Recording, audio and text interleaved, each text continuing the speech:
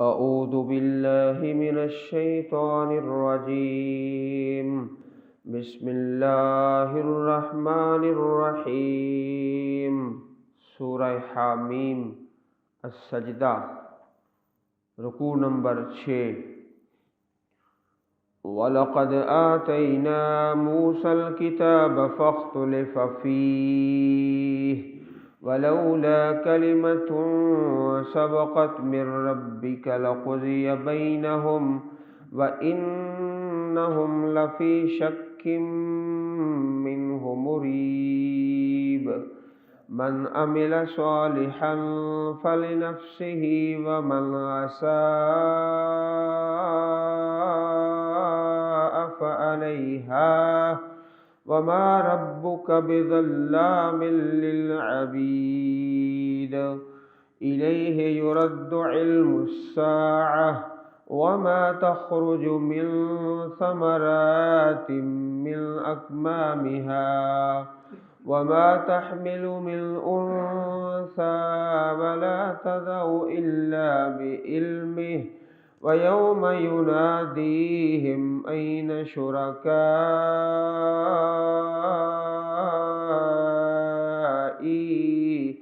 क़ालू आज़न्नाक मा मिन्ना मिन शहीद वज़ल्ल अन्हुम मा कानू यदऊन मिन क़ब्ल वज़न्नु मा लहुम मिन महीस। ला यसअमुल इंसानु मिन दुआइल खैर व इन मस्सहु शर्रु फयऊसुन क़नूत।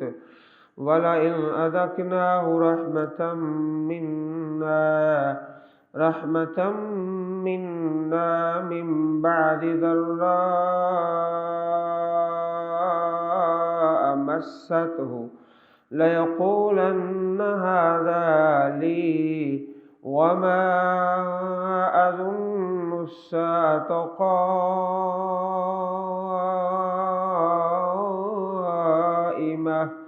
वलइन रुजिअतु इला रब्बी इन्न ली इंदहु लल हुस्ना फलनुनब्बिअन्नल्लज़ीन कफ़रू बिमा अमिलू वलनुज़ीक़न्नहुम मिन अज़ाबिल गलीज़। वइज़ा अनअमना अलल इंसानि अअरज़ वनअ बिजानिबिहि वइज़ा मस्सहु श्शर्रु फ़ज़ू दुआइन अरीज़। क़ुल अरअय्तुम इन कान मिन इंदिल्लाहि सुम्म कफ़रतुम बिही मन अज़ल्लु मिम्मन हुव फ़ी शिक़ाक़िन बईद।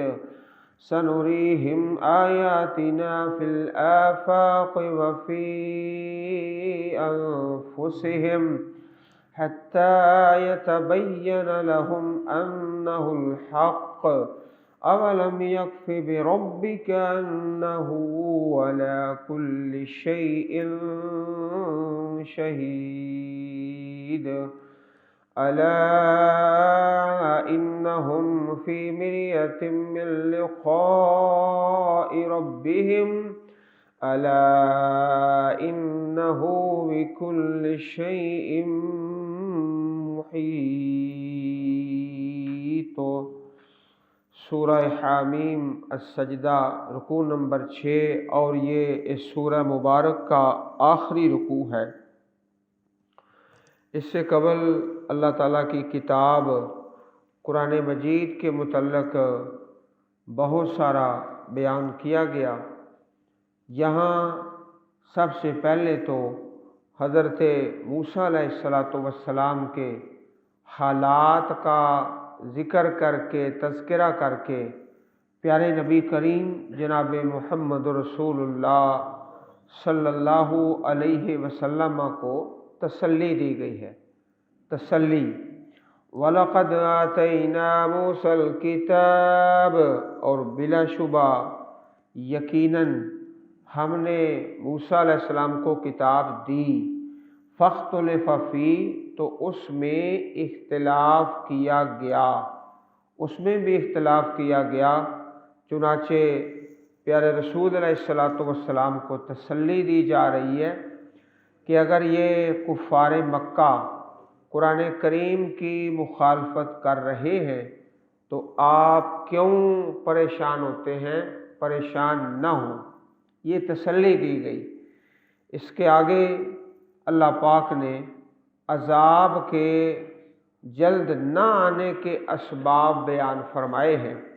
وَلَوْلَا كَلِمَةٌ سَبَقَتْ مِن رَّبِّكَ لَقُضِيَ بَيْنَهُمْ، اور اگر وہ بات نہ ہوتی جو تیرے رب کی طرف سے پہلے طے ہو چکی، سبقت من ربک، جو تیرے رب کی طرف سے پہلے طے ہو چکی، سبقت طے ہو چکی، لقضی بینہم، تو ان کے درمیان ضرور فیصلہ کر دیا جاتا، ضرور فیصلہ کر دیا جاتا۔ اب یہ جو بات ہے نا جو طے ہو چکی ہے، اس کے متعلق ایک تو یہ کہ اللہ تعالیٰ کا یہ دستور اور قانون ہے کہ فوراً عذاب اور فوراً پکڑ نہیں آتی، بلکہ اس میں مہلت ہوتی ہے۔ یہ ہے طے شدہ بات کہ عذاب میں تاخیر ہے اور مہلت ہے، یہ اللہ پاک کی طے شدہ بات ہے۔ دوسری جو بات طے شدہ ہے وہ کفار کے متعلق ہے کہ اگر یہ کفار تسلیم نہیں کر رہے تو ممکن ہے ان کی اولادوں میں کوئی ایسا نکل آئے، ان کی اولادوں میں اور نسلوں میں کوئی ایسا ہو جو ایک اللہ پاک کی توحید کو ماننے والا ہو۔ اسی لیے پیارے رسول علیہ الصلاۃ والسلام نے اس وقت ارشاد فرمایا جب آپ کے پاس ملک الجبال آیا، پہاڑوں کا فرشتہ، جب آپ طائف تشریف لے گئے، پہاڑوں کا فرشتہ آیا کہ اگر آپ حکم دیں کہ دو پہاڑوں کے درمیان ان کو پیش دیا جائے، تو آپ نے کیا ارشاد فرمایا؟ بل ارجو ان یخرج اللہ من اصلابہم من یعبد اللہ وحدہ لا یشرک بہ شیئا، بلکہ میں امید رکھتا ہوں کہ اللہ تعالیٰ ان کی پشتوں سے ان لوگوں کو نکالے گا جو اکیلے اللہ کی عبادت کریں گے، اس کے ساتھ کسی چیز کو شریک نہیں بنائیں گے۔ صحیح البخاری حدیث نمبر 3231۔ اگر فیصلہ نہ ہوتا طے شدہ تو پھر ان کا حکم کر دیا جاتا۔ وَإِنَّهُمْ لَفِي شَكٍّ مِّنْهُ مُرِيبٍ، اور بلا شبہ وہ اس کے متعلق شک میں ہے، قرآن پاک کے متعلق مریب، ایسے شک میں جو بے چین رکھنے والا ہے۔ مریب گہرا قسم کا شک، بے چین کرنے والا۔ من عمل صالحا فلنفسه ومن اساء فعليها، جس نے نیک عمل کیا سو اپنے لیے، ومن اساء، اور جس نے برائی کی فعليها، سو اسی پر ہوگی۔ کوئی کسی دوسرے کا وبال نہیں اٹھائے گا، ہر کوئی اپنے فعل اور قول کا جواب دہ ہے۔ وَمَا رَبُّكَ بِظَلَّامٍ لِّلْعَبِيدِ، اور تیرا رب اپنے بندوں پر ہرگز کوئی ظلم کرنے والا نہیں، نہ تھوڑا نہ زیادہ۔ 25واں پارہ اللہ پاک کی توفیق سے شروع ہو رہا ہے۔ الیہ یرد علم الساعہ، اسی کی طرف قیامت کا علم لٹایا جاتا ہے۔ بار بار یہ کفار کی طرف سے سوال آتا، متسا، قیامت کب ہے؟ تمسخر کے انداز میں اور مذاق کے انداز میں۔ تو آپ یہی فرماتے کہ علمھا عند ربی، اس قیامت کا علم تو میرے پروردگار کے پاس ہے، اسی کی طرف لوٹایا جاتا ہے قیامت کا علم۔ نبی علیہ الصلوۃ والسلام کی مشہور حدیث ہے، آپ سے سوال کیا گیا متی الساعہ، قیامت کب ہے؟ تو فرمایا مل مسئول عنہا بعلم من السائل، جس سے سوال کیا گیا ہے وہ سوال کرنے والے سے زیادہ نہیں جانتا۔ صحیح البخاری کتاب الایمان، باب سوال جبریل النبی صلی اللہ علیہ وسلم، حدیث نمبر 50۔ تو قیامت کا علم اللہ تعالیٰ کے پاس ہے۔ اس کے آگے رب کائنات نے 3 چیزوں کا تذکرہ فرمایا جو ہر انسان کے مشاہدہ میں آتی ہے۔ 3 چیزیں ہر انسان کے مشاہدہ میں ہیں، مسلمان ہے، کافر ہے، کہ کسی بھی مادہ کو حمل ہوتا ہے، مادہ کو حمل ہوتا ہے، پھر اس کا بچہ ہوتا ہے۔ تو مادہ کو حمل کس ٹائم ہوا، وہ دن کون سا تھا اور تاریخ کون سی تھی، یہ تو عام طور پر علم نہیں ہوتا، لیکن تسلیم سارے کرتے ہیں۔ نمبر 2 کہ بچہ کب ہوگا، اس کا ٹائم کیا ہے، وہ دن کون سا ہوگا اور وہ گھڑی کون سی ہوگی، اس کا صحیح علم تو اللہ تعالیٰ کے پاس ہے، لیکن سارے لوگ مانتے ہیں کہ جی حمل بھی ہوتا ہے، بچہ بھی ہوتا ہے، لیکن اس کا جو فکس ٹائم ہے وہ اللہ تعالیٰ کے پاس ہے۔ اور پھر یہاں رب کائنات نے مادہ کا تذکرہ کیا ہے، مادہ کے اندر انسان اور غیر انسان ساری چیزوں کو شامل کر کے تذکرہ فرمایا۔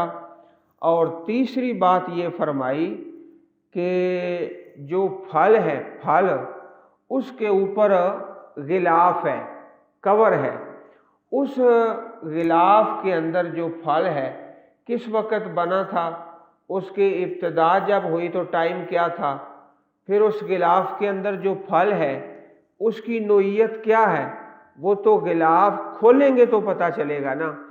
تو پھل کو ساری دنیا مانتی ہے اور کھاتی بھی ہے، اسی طرح مادہ کا حمل اور اس کا بچہ جننا، یہ 3 چیزیں ایسی ہیں جو ہر انسان تسلیم کرتا ہے، لیکن ان تینوں کا وقت اور نوعیت اللہ تعالیٰ کے پاس ہے۔ تو اگر قیامت کا علم کوئی نہیں جانتا، نہ اللہ پاک نے بتایا ہے، تو اس کو بھی تسلیم کرنا چاہیے۔ یہ 3 مثالیں دے کے بات سمجھائی ہے۔ وَمَا تَخْرُجُ مِن ثَمَرَاتٍ مِّنْ أَكْمَامِهَا، اور نہیں نکلتے من ثمرات کوئی پھل، من اکمامها اپنے غلافوں سے، اکمام غلاف۔ وما تحمل من انثى، اور نہ کوئی مادہ حاملہ ہوتی ہے، مادہ اس کے اندر انسان اور غیر انسان سب۔ ولا تضع الا بعلمه، اور نہ بچہ جنتی ہے کوئی مادہ مگر اس کے علم سے۔ تو ان کا جو صحیح ٹائم ہے وہ تو اللہ رب العزت کے پاس ہے، پھر یہ کیوں تسلیم کرتے ہو اگر قیامت کو نہیں تسلیم کرتے تو؟ یہ 3 باتیں ذکر کر کے پھر اس سے آگے قیامت کا تذکرہ دوبارہ۔ وَيَوْمَ يُنَادِيهِمْ، اور جس دن وہ انہیں پکارے گا، أَيْنَ شُرَكَائِي، کہاں ہیں میرے شریک؟ اپنے دائیں بائیں، شمال جنوب، آگے پیچھے دیکھو، وہ جو میرے شریک تم نے بنائے تھے۔ اللہ تعالیٰ کا شریک ہے تو کوئی نہیں، لیکن جو تم نے بنائے تھے نا، ان کو ذرا تلاش کرو۔ قالو، تو کہیں گے وہ مشرکین، آذناک، ہم نے تجھے صاف بتا دیا ہے، اعلانیہ صاف صاف بتا دیا ہے، ما منا من شہید، ہم میں سے کوئی اس کی شہادت دینے والا نہیں ہے۔ اب ہم سے تو وہ ہمارے شریک گم ہو گئے ہیں، نہ ان کی کوئی گواہی ہے، نہ کوئی نظر آ رہا ہے، تو یہ مشرکین کے مختلف بیانات ہیں۔ کبھی تو قسم کھا کے انکار کر دیں گے کہ ہم شرک نہیں کرتے تھے، اور کبھی یہ اعلان کر دیں گے کہ ہم کوئی کسی بھی شریک کی گواہی نہیں دیتے، ہم نہیں جانتے۔ وَضَلَّ عَنْهُمْ مَا كَانُوا يَدْعُونَ مِن قَبْلُ، اور غائب ہو جائے گا، ذلہ غائب ہو جائے گا ان سے وہ جنہیں وہ اس سے پہلے پکارتے تھے۔ وَظَنُّوا، اور وہ سمجھ لیں گے، مَا لَهُم مِّن مَّحِيصٍ، ان کے لیے بھاگنے کی کوئی جگہ نہیں۔ محیص کہتے ہیں بھاگنے کی جگہ، کوئی جگہ نہیں ہے کہ جہاں پر وہ بھاگ کر چلے جائیں، اور جو ان کے شریک تھے جو اپنے گمان سے بنائے ہوئے تھے وہ بھی ان سے گم ہو جائیں گے۔ اب اس سے آگے اللہ پاک نے انسان کی ایک فطری کمزوری کا تذکرہ کیا ہے۔ دنیا مانگتا ہی رہتا ہے، مجھے صحت مل جائے، مجھے مال مل جائے، مجھے رزق مل جائے، مجھے فلاں مل جائے، مانگتا رہتا ہے، مانگتا رہتا ہے، اتنا مانگتا ہے کہ تھکتا اکتاتا ہی نہیں ہے۔ جتنا مل جائے اور مانگتا ہے، مانگتا ہی رہتا ہے، اور اگر کسی وقت کوئی تکلیف آ جائے تو پھر ظاہر باطن دونوں طریقوں سے مایوس ہو جاتا ہے، بہت جلدی مایوس ہو جاتا ہے۔ یہ انسان کی ایک فطری کمزوری ہے۔ لا یسأم الانسان من دعاء الخیر، نہیں اکتاتا انسان من دعاء الخیر، بھلائی مانگنے سے، دنیا کی خیر، دنیا کا مال و دولت، صحت، مکان، گاڑی، مانگ کے تھکتا نہیں ہے۔ وَإِن مَّسَّهُ الشَّرُّ، اور اگر اسے کوئی تکلیف پہنچ جائے، فَيَئُوسٌ، تو مایوس ہوتا ہے، قنوط نا امید ہوتا ہے۔ یئوس مایوس اور قنوط نا امید، یہ دونوں لفظ ایک دوسرے کی تاکید کر رہے ہیں۔ تو یئوسن کا معنی ہوتا ہے مایوس، اندر سے، دل سے، باطن سے مایوس ہو گیا، اور قنوط نا امید، اس کے چہرے سے بھی نا امیدی کے اثرات نظر آتے ہیں، ظاہر باطن سے پھر وہ مایوسی اس پہ چھا جاتی ہے۔ پیارے رسول علیہ السلام کی پیاری حدیث ہے، لو کان لابن آدم وادیان من مال لابتغى ثالثا، اگر انسان کے لیے مال میں سے دو وادیاں ہو جائیں، دو وادیاں، تو پھر تیسری تلاش کرتا ہے۔ ولا یملأ جوف ابن آدم الا التراب، انسان کا پیٹ صرف مٹی بھرے گی، صرف مٹی۔ وَيَتُوبُ اللَّهُ عَلَى مَن تَابَ، اور اللہ تعالیٰ توبہ کرتے ہیں، رجوع قبول کرتے ہیں اس بندے کا جو اللہ کی طرف رجوع کرتا ہے۔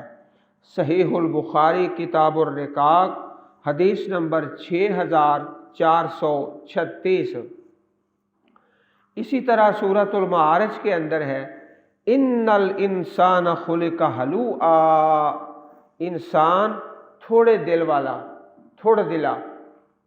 والا پیدا کیا گیا ہے۔ اگر کوئی خیر آئے تو کہتا ہے یہ میرا حق ہے، اور اگر کوئی تکلیف آئے تو مایوس ہو جاتا ہے۔ یہاں بھی یہ فرمایا وَلَئِنْ أَذَقْنَاهُ رَحْمَةً مِنَّا، اور یقیناً اگر ہم اسے کسی تکلیف کے بعد رحمت دیں، من بعد ضراء، تکلیف کے بعد اس کی طرف کوئی رحمت پہنچائیں، مَسَّتْهُ، جو تکلیف اس کو پہنچی تھی، لَيَقُولَنَّ هَذَا لِي، تو ضرور ہی کہے گا یہ میرا حق ہے، یہ جو میرے پاس خیر آئی ہے یہ میرا حق ہے، میں اس قابل تھا، میں نے صحیح کاروبار کو مینٹین کیا تھا، دکان کارخانہ صحیح چلایا تھا، اس لیے جو مجھے ملا ہے یہ میرا حق تھا، میں اس قابل تھا، اس لائق تھا۔ وَمَا أَظُنُّ السَّاعَةَ قَائِمَةً، اور نہیں میں خیال کرتا قیامت کو قائم ہونے والی۔ یہ وہی لفظ ہے جو اس سے پہلے سورۃ الکہف کے اندر گزرا ہے۔ الکہف کے اندر انہی الفاظ کے ساتھ والا ارجیتو، یہاں یہ لفظ ہے، اور سورہ کہف کے اندر والا اررددتو، اگر میں لٹایا گیا الی ربی، اپنے رب کی طرف، کوئی قیامت نہیں آئے گی، اور اگر آئی ان لی عندہ للحسنی، تو بے شک میرے لیے اس کے پاس للحسنی، اچھائی، ضرور بلائی اللہ کے پاس ہے۔ فَلَنُنَبِّئَنَّ الَّذِينَ كَفَرُوا بِمَا عَمِلُوا، ہم ضرور خبر دیں گے الَّذِينَ كَفَرُوا، ان لوگوں کو جنہوں نے کفر کیا، بِمَا عَمِلُوا، جو انہوں نے عمل کیا، جو کچھ انہوں نے کیا، وَلَنُذِيقَنَّهُم مِّنْ عَذَابٍ غَلِيظٍ، اور یقیناً ہم انہیں ایک سخت عذاب چکھائیں گے، سخت عذاب ضرور چکھائیں گے۔ وَإِذَا أَنْعَمْنَا عَلَى الْإِنسَانِ أَعْرَضَ وَنَأَىٰ بِجَانِبِهِ، اور جب ہم انسان پر انعام کرتے ہیں، اعرض تو منہ موڑ لیتا ہے، وَنَأَىٰ بِجَانِبِهِ، اور اپنا پہلو دور کر لیتا ہے، نأیٰ دور کر لیتا ہے اپنا پہلو، اللہ تعالیٰ سے دور چلا جاتا ہے۔ وَإِذَا مَسَّهُ الشَّرُّ، اور جب اسے کوئی مصیبت پہنچتی ہے، فَذُو دُعَاءٍ عَرِيضٍ، تو پھر لمبی چوڑی دعا کرتا ہے، خود بھی دعا کرتا ہے اور دوسروں کو بھی کہتا ہے کہ میرے لیے دعا کرو، پھر دعاؤں پہ بڑا زور دیتا ہے۔ حدیث پاک میں آتا ہے کہ جو آدمی چاہتا ہے کہ مصیبت کے وقت میری دعا قبول ہو تو خوشیوں میں پھر زیادہ دعائیں کرے، خوشی میں اور اچھے حالات میں لمبی دعائیں کرے، اچھے حالات میں، پھر مصیبت میں جلدی دعا قبول ہو جاتی ہے۔ اور اگر واسطہ ہی ایسا ہو جیسا ہمارا انسانوں کے ساتھ ہوتا ہے، ایک انسان تو وہ ہے جس کے پاس ہمارا آنا جانا لگا رہتا ہے، تعارف ہے اور واقفیت ہے اور مجلس ہے، کبھی آ رہے ہیں کبھی جا رہے ہیں، ناتا واسطہ قائم ہے۔ اگر اس سے کبھی کام پڑ جائے تو پھر وہ اجنبیت نہیں ہے، اوپرا پن نہیں ہے۔ اور اگر کوئی ایسا آدمی ہو جس کے پاس ہم 2 سال 4 سال کے بعد جائیں، جب ہمیں ضرورت پڑے تو وہاں اجنبیت ہوگی۔ اب وہ اگلا آدمی کیا کہے گا؟ آپ میرے بھائی اچھے طریقے سے جانتے ہو کہ جس کے بعد کئی سالوں کے بعد جائیں، جب ضرورت پڑے تو رب کائنات سے اپنا تعلق قائم رکھیں تاکہ جب ضرورت پڑے تو کسی پریشانی کا سامنا قائم نہ کرنا پڑے۔ قُلْ أَرَأَيْتُمْ إِن كَانَ مِنْ عِنْدِ اللَّهِ، اب پھر یہاں اللہ تعالیٰ کے کلام قرآن مجید کی شان اور عظمت آپ فرما دیجئے۔ أَرَأَيْتُمْ، کیا تم نے دیکھا، إِن كَانَ مِنْ عِنْدِ اللَّهِ، اگر یہ اللہ کی طرف سے ہے، چلو کسی درجے پر تم تسلیم کر لو کہ اللہ کی طرف سے ہے، ثم کفرتم بہ، پھر تم نے اس کا انکار کر دیا، من اضل ممن هو فی شقاق بعید، تو اس سے زیادہ کون گمراہ ہوگا جو بہت دور کی مخالفت میں پڑا ہوا۔ اگر یہ قرآن مجید واقعی اللہ تعالیٰ کی کتاب ہے تو پھر تم بتاؤ تم سے بڑا کون گمراہ ہو سکتا ہے۔ اب وہ آیت کریمہ آ گئی، اس سورہ مبارکہ میں بڑی آیات کریمات بہت زیادہ جس میں قرآن مجید کی عظمت ہے۔ اب یہ جو آیت پڑھ رہے ہیں نا، اس میں ساری صورت مبارک سے زیادہ اللہ تعالیٰ کے کلام کی عظمت کا تذکرہ ہے۔ سنوریہم آیاتنا فی الآفاق، ان قریب ہم دکھائیں گے انہیں اپنی نشانیاں، فی الآفاق دنیا کے کناروں میں، وفی انفسہم اور ان کے نفسوں میں بھی نشانیاں دکھلائیں گے، حتیٰ یتبین لہم، حتیٰ کہ ان کے لیے واضح ہو جائے، انہ الحق، کہ یہی حق ہے۔ اب آفاق اور وفی انفسہم، اس کی تفسیر کئی طریقوں سے کی گئی ہے۔ ایک تو آفاق سے مراد مکہ مکرمہ کے اطراف اور ارد گرد، اللہ فرماتے ہیں ہم تمہیں نشانیاں دکھلائیں گے۔ وہ نشانیوں سے مراد کیا ہے؟ مسلمانوں کی فتح، اسلام کا غلبہ بدر میں، احد میں اور حنین میں، یہ نشانیاں ہم تمہیں دکھائیں گے۔ وفی انفسہم، اور ان کے نفسوں میں، اس سے مراد مکہ مکرمہ کا شہر ہے کہ تمہارے اندر بھی، اس شہر میں بھی اسلام کا غلبہ ہوگا اور پیارے نبی کریم صلی اللہ علیہ وسلم اس شہر میں فاتحانہ داخل ہوں گے۔ ایک تو یہ تفسیر ہے اس آیت کریمہ کی، اور دوسری تفسیر فی الآفاق سے مراد زمین و آسمان، سورج چاند، نباتات و جمادات، حیوانات، ان چیزوں پہ غور کر کے دیکھ لو۔ وفی انفسہم، اور اپنی جانوں کے متعلق غور کر کے دیکھ لو کہ جو خبریں قرآن مجید میں ہیں وہ حق ہیں اور سچ ہیں۔ آج کے دور میں، آج ہمارا دور جو ہے یہ سائنس کا دور ہے، تو اس آیت کریمہ سے جو اللہ پاک نے ہمارے لیے نازل فرمائی ہے، مزید حقیقتیں کھل کے سامنے آ رہی ہیں کہ سائنس اور قرآن مجید کے اندر جو حقائق ہیں، فی الآفاق، آسمانوں میں اور زمین میں، زمین چل رہی ہے کہ ساکن ہے، آسمان چلتا ہے کہ ساکن ہے، سورج دوڑتا ہے کہ ساکن ہے، وہ حقائق جو قرآن پاک نے بیان فرمائے۔ آج جو سائنس کی ترقی ہے، خصوصاً یہ 200 سال میں اور یہ جو ہمارے 50 سال ہیں، ان کے اندر تو اللہ تعالیٰ کی نشانیاں بہت زیادہ واضح ہو کے سامنے آ رہی ہے۔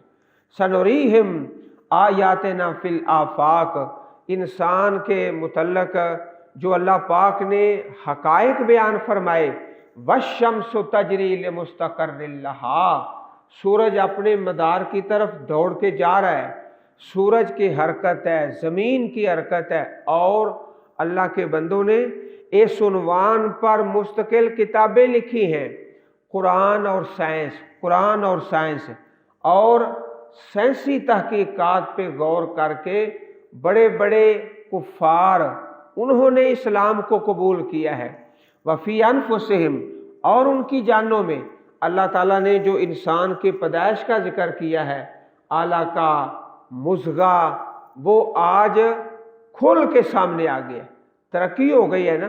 تو اس دور میں تو شاید اتنا واضح نہ ہوا ہو 1400 سال پہلے کہ انسان کے جو تخلیقی مراحل ہیں، آج تو کھل کے واضح ہو گیا ہے۔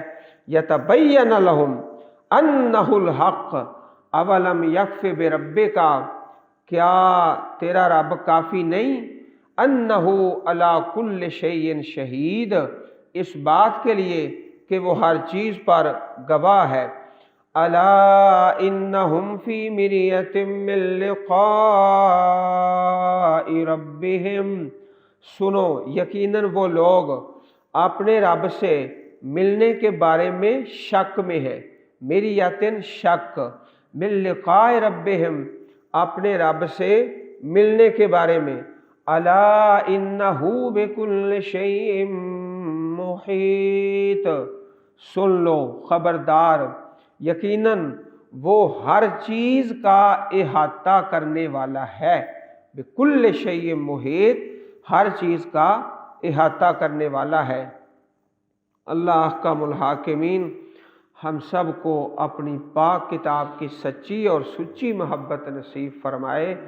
اللہم اجعل القرآن العظیم ربیع صدورنا ونور قلوبنا، سبحان ربک رب العزت عما یصفون، والسلام علی المرسلین والحمد للہ رب العالمین۔